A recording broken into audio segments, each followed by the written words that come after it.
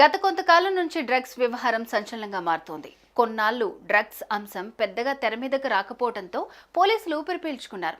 అయితే ఈ మధ్య మరోసారి కొందరు సినీ నటులు సైతం డ్రగ్స్ కేసులో ఇరుక్కుని జైలుకు సైతం వెళ్లొచ్చారు.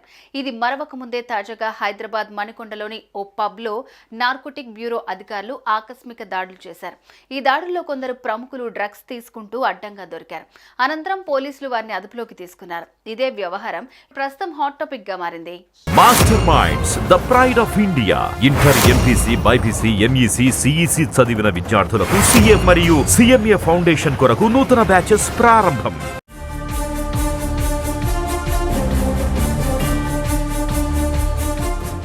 హైదరాబాద్ కాజాగూడలో ఉన్న ది కేవ్ పఫ్ క్లబ్లో డ్రగ్స్ తీసుకుంటున్నారని పోలీసులకు సమాచారం అందింది. దీంతో వెంటనే నార్కోటిక్ బ్యూరో అధికారులతో పాటు మియాపూర్ పోలీసులు రంగంలోకి దిగారు. హుటాహుట్న ఆ పబ్పై ఆకస్మిక దాడులు చేశారు.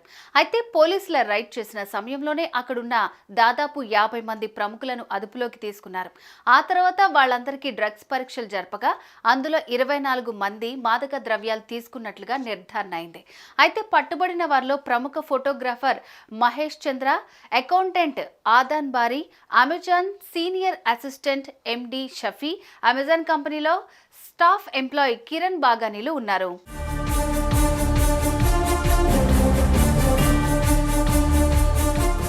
ఇక వీరితో పాటు ఎవరెస్ట్ మసాలా వ్యాపారవేత్త Manish Girdhar, animator Chitram Pujith, musician Abdul Ayub, businessman Mohammed Rafi ఉన్నారు. వీళ్లే కాకుండా degree student Sai Praneeth, software engineer Kumar, TCS ఉద్యోగి నేరేడుమల్లి సందీప్, బిఎఫ్ఎక్స్ ఆర్టిస్ట్ పోతూరు వంశీకృష్ణ, వ్యాపారవేత్త MD Raja, DJ operator Sandeep Sharma, Gaurang, మధుసూదన్లతో పాటు accountant Nawazuddin, civil engineering Rohit Varma తదితరులు పోలీసులకు పట్టుబడ్డారు.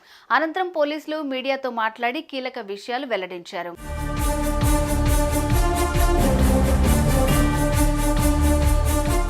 డ్రగ్స్ ను అరికట్టేందుకు పోలీసులు ప్రత్యేక చర్యలు తీసుకుంటున్నారు. ఈ మధ్య తెలంగాణ సర్కార్ సైతం మాదక ద్రవ్యాల నివారణపై ప్రత్యేక ఫోకస్ పెట్టింది.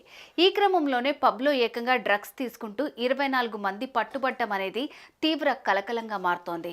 సుమన్ టీవీలో మీ పర్సనల్ అండ్ బిజినెస్ ప్రమోషన్స్ కోసం కింది నెంబర్కి కాంటాక్ట్ చేయండి.